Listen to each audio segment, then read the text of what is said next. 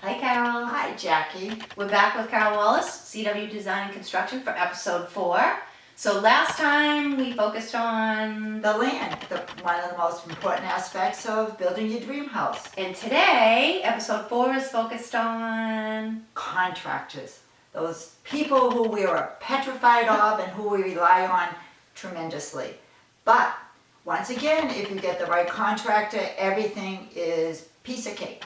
So how do you go about finding a contractor? It's a really scary proposition because they could make or break you in your pocketbook and actually in fulfilling your dream also. Wow. So the first thing is you start interviewing. You ask people who have built homes, who was your contractor? How did you like them?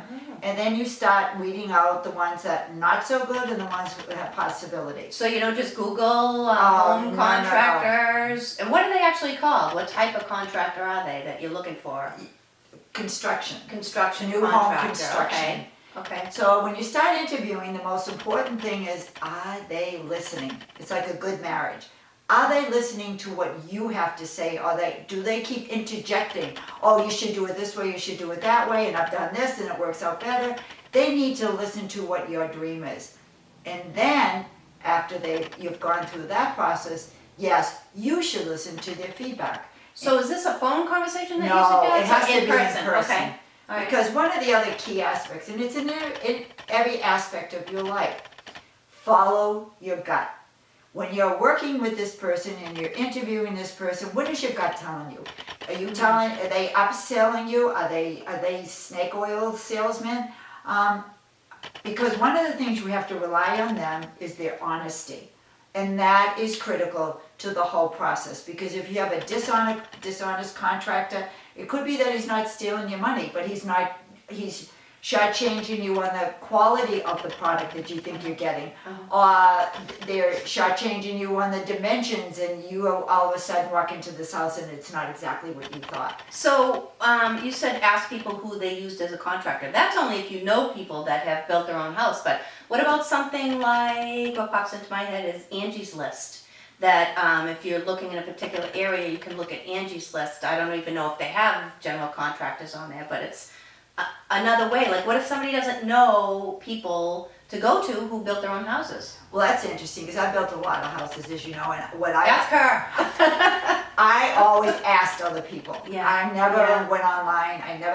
And the gentleman who is doing this house is the second time, and I have to tell you, I wish I had had him for all of my houses, because one of the most important things is honesty. I trust him totally. I trust that what he says he's going to do, I trust that he has the right contractors under him that are going to do the end result the way I want it. And the other thing that was really important is, in the first house he built for me, he laid out the financial aspect of every single piece of this project. So I knew how much he was going to take, how much each of the different categories were going to cost me, and what he usually came in as an override. And because I have a financial background, I took over the numbers side of building, and I always did. But he had a plan, and then we could work on that plan, and it was a joint effort on both our parts.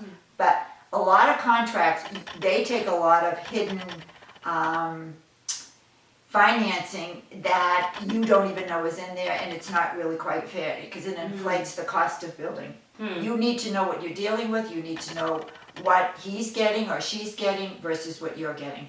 So you're very experienced with that, so you could actually get all the paperwork for full disclosure and look at it, and you are knowledgeable enough that you'd be able to pick out where, hey, this doesn't seem quite right, or this looks high, or whatever. But what about someone who doesn't have that experience? That's a good question. What you do is take the categories that you do know. Most people know something about kitchens because you like to eat, so you like to cook.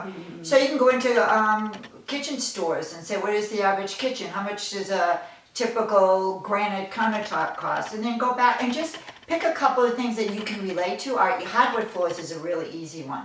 You know, are you going to do birch, or you're going to do cedar, whatever the floor is. Go in and talk to other people, get the dimensions, and just get a feel. And yes, there are differences, and lumber is a commodity, so it changes and fluctuates every single moment, every day.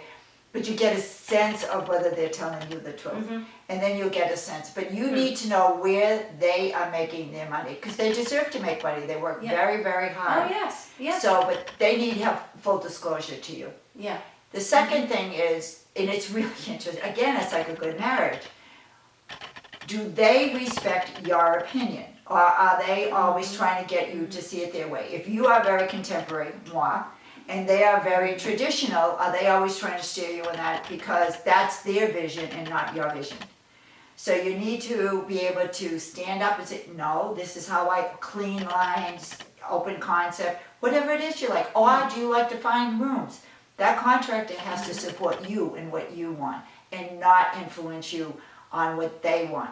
I always kid when I build a house, when somebody's trying to strong arm me to do what they want, I'll say, yeah, you can do that when you build your own house.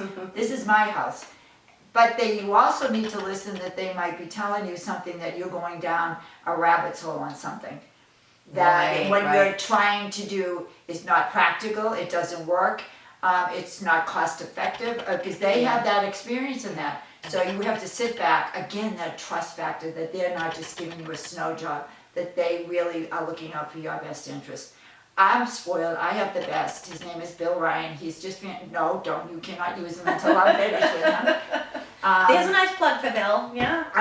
But it really works, and that is such a load off your shoulders, because if you have done your homework with your family on what you want, you've got a contractor who has your best interest, that the financial aspect of it, that he has a handle on it, you have a handle on it, you know what, it's fun. And the next big It's piece exciting, yes. is finding the building supply house. Now, coming from Massachusetts, having built down there and built up here, it's like apples and oranges. And I had good ones down there, but I have to tell you, I found the best up here. So I'm looking over across, you guys can't see us off camera, but there's a set of house plans over there, and I haven't seen them yet. I'm very excited to see them. We'll look at them after this. But, so are you gonna touch on that at all? Well, and it was through Bill. This is the third house that I've used this particular building supply house. It's Broxton, Rochester. And when you walk in there, you're walking into a family. It's so amazing. They're not cutthroat. They're not, again, trying to upsell you. They listen and they have such fabulous feedback. And it's so most people want to sell you Anderson windows or whatever, and they'll say, well, here's the alternative. And here's why this works, is what Matthews Brothers, for instance, out of Maine. But if you do this, you really need this label. So they're not just giving you a label or a brand because it's the end thing. They will sit with you for hours if you need it and go through the differences of all the manufacturers of a particular window and what is the best one for you and your pocketbook. So the architects there are dreams to work with. Dan and Keith, just, I don't know, I could spend every day. I was kidding Jackie that I was born to just work with them. I love working with them. They're very, very respectful of the customer.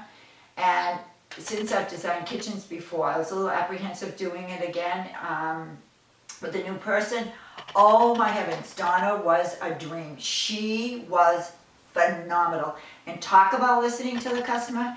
If she would take one little sentence that I say, and I even forgot it by the time I walked out, and she would be emailing me back, here's what I think you said, could you do this, could you do that? And That's she excellent. saved me so much money. And I am so thrilled. And Connie, the owner of that, is just wonderful to work with. But find your own, but you need to go and get a feel for, they make or break you. I mean, they need to give you the best quality for the least price. And look around you, walk in, don't be afraid. They need you as a customer and you need them to be able to trust them and know that you're getting the best possible product. The other thing is, ask around about the scheduling. Because the one thing you don't want to do when you go in a building is you got all your people lined up and now the supplies aren't there. So you got to get it, find out their track record. Brock's, we've never had an issue, knock on wood. And when they say they're going to be there at 9 o'clock on a Monday morning, guess what? We can rely on that and have our people scheduled to work. So it sounds crazy, have fun. A lot of you have interviewed for jobs. A lot of you do interviewing for bringing people into your companies or your thing. It's the same thing with your contractor, with your building supply. in every aspect of what you're doing here. It's fun. I know, I could keep talking for days, sorry, but until the next time, Okay, okay? next time. Next